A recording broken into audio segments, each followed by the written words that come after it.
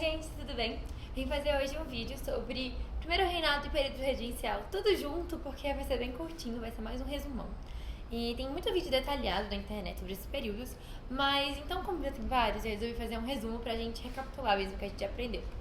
Já fiz um vídeo sobre vinda da corte do Brasil e período joanino.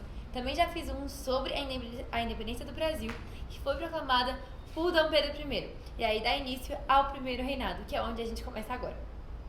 Bom, o primeiro reinado é basicamente o reinado de Dom Pedro I.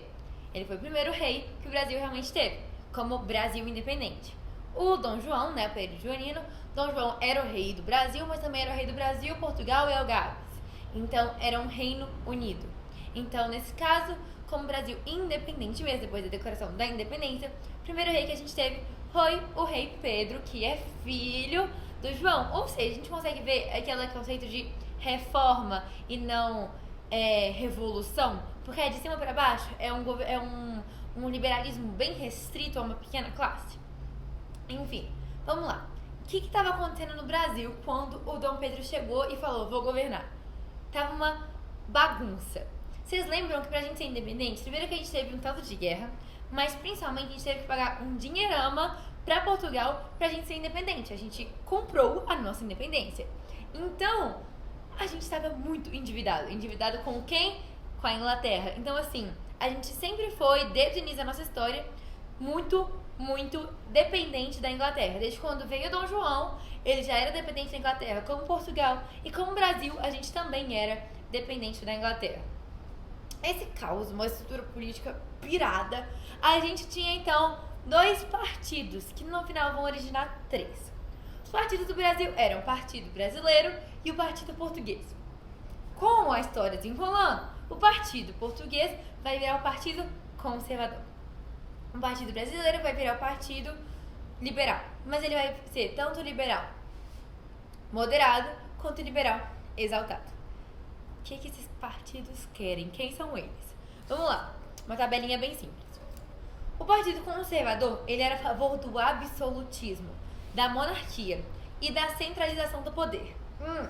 Uma pauta muito importante nessa época era que o poder devia ser centralizado, ou seja, o Rio de Janeiro, o rei comandava tudo, ou se devia ter mais autonomias para a província, um estado mais federalista. A exemplo dos Estados Unidos, que era um exemplo da época de nação liberalista. Que cada estado tem sua própria autonomia, próprias leis e etc. Enquanto isso, a gente tem os liberais exaltados. Eles são a favor de uma república, na verdade, demais já, né? Já estão pensando numa república e eles querem uma república federalista, autonomia. Os liberais moderados, eles gostam da centralização e eles gostam da monarquia. Mas eles não são a favor do quarto poder, do poder moderador e desse absolutismo. Eles estão, ok, monarquia, ok, centralismo, tudo bem. Mas assim, vamos fazer uma monarquia parlamentar, por exemplo. Então, tá, a gente tem esses três partidos e vamos lembrar, assim, galera, esses três partidos é tudo elite, entendeu? É tudo playboy, não é assim, ai, pessoa do povo, ai que raiva, meu pai deixa o cachorro de fora. É elite mesmo, é playboy mesmo. Então, ok, vamos lá. O que é esse poder moderador que eu falei alguns minutos atrás? O que é isso, Júlia?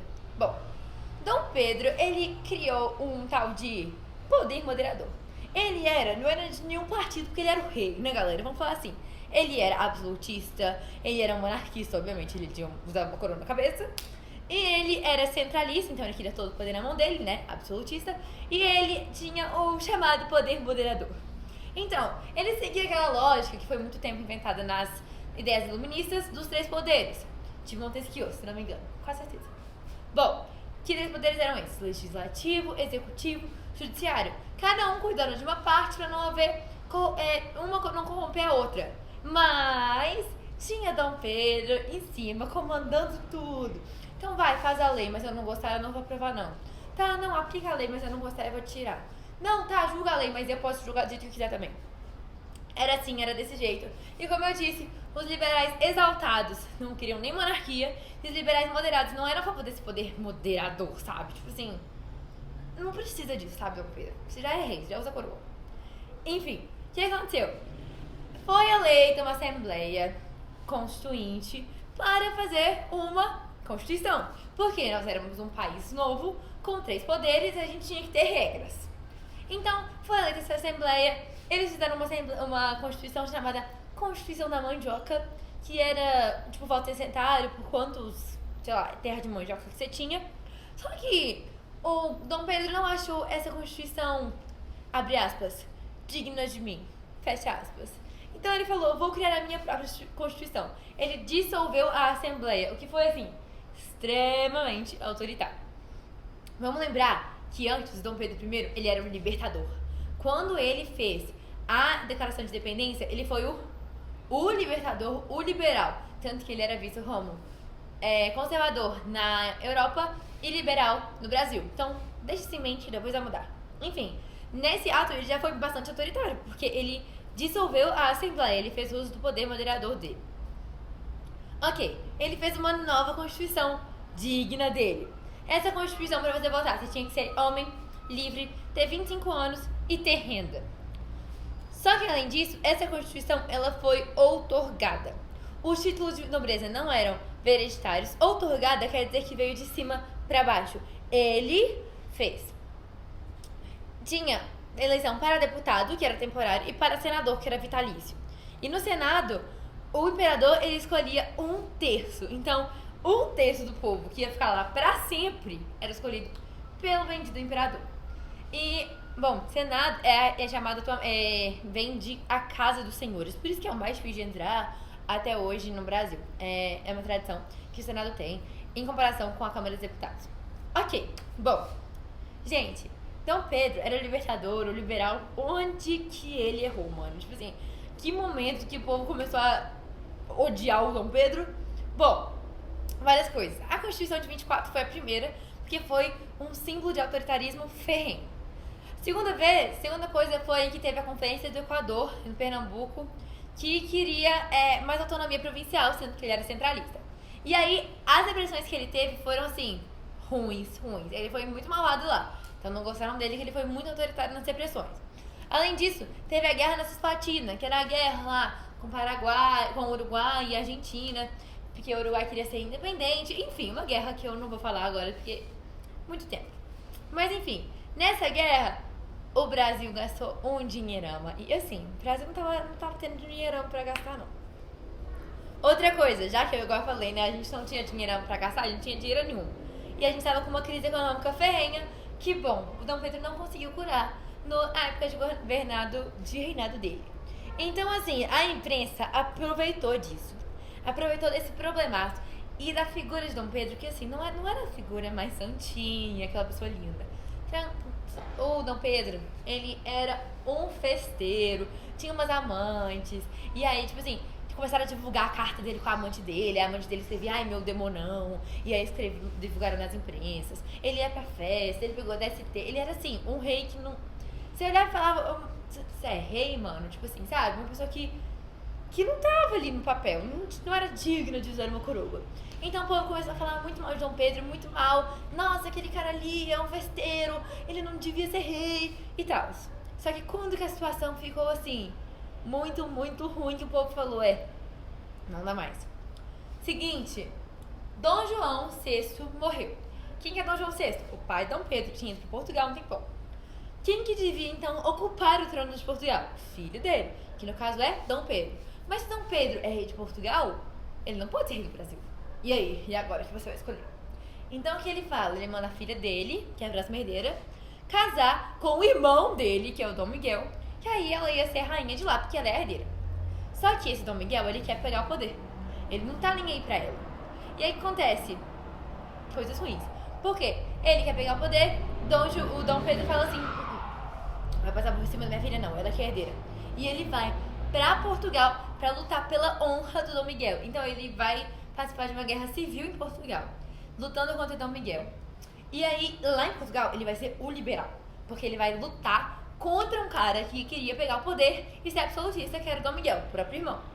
Então, olha, antes ele era conservador em Portugal, porque ele tinha desobedecido o parlamento que mandou ele voltar. Mas agora ele é liberal em Portugal. Só que no Brasil antes ele é liberal, porque ele tinha salvado, libertado a pátria. Mas agora ele renunciou à pátria para buscar poder em Portugal. Na verdade, ele foi defender a honra da filha dele, mas todo mundo começou a falar, né? Além de todas essas malfalácias que falavam dele, de que ele era um festeiro, não sei o quê. Falavam também que ele tinha ido lá porque ele gostava mais de Portugal, ele queria pegar o poder de Portugal e recolonizar o Brasil. Então agora ele era conservador, ninguém gostou e pronto. Sai, Dom Pedro. Não queremos mais você. E aí nisso, Dom Pedro lá em Portugal tem que renunciar. E aí, e agora? Quem vai ficar no lugar? Bom, falando que quem tem que ficar no lugar seria um regente da família. Mas a próxima pessoa da família a governar seria o DP2, o Dom Pedro II, que no caso tinha 6 anos. E aí é um pouco difícil a gente colocar um menino de 6 anos pra governar.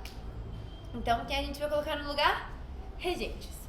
Primeiro, a gente escolhe uma regência trina. Regência trina são 3 pessoas e essa primeira vai ser temporária, porque era pra Assembleia escolher, fazer essa eleição, só que a Assembleia estava de férias e eles não quiseram escolher, escolheram 3 lá e depois deixaram pra fazer uma permanente. Fizeram uma regência trina permanente. E agora é o motivo que eu fiz os 2 vídeos juntos. Porque é muito importante a gente entender as questões do partido. Eu queria que vocês entendessem isso no mesmo vídeo, pra vocês não esquecerem. Enfim, essas 2 regências, elas vão ser moderadas. Por que eram conservadoras? Porque acabou de sair um rei conservador, um rei ruim, festeiro. Então ninguém mais quer conservador não. Só que exaltado também, meu filho. É tipo medo do jacobinismo. Então agora a gente vai colocar moderados no poder. Só que a regência trina, ela, por ser regente, não pode fazer um tanto de coisa, né? Não pode declarar guerra, não pode dar título de nobreza pra ninguém, não pode vetar lei, não pode dissolver a Câmara. Ou seja, ela não existe um poder moderador. Então, pela primeira vez, a Assembleia Legislativa, ela vai ter poder de decisão. Porque antes a Assembleia Legislativa podia falar, vamos começar a plantar batata. Aí ele falava, não quero, pronto.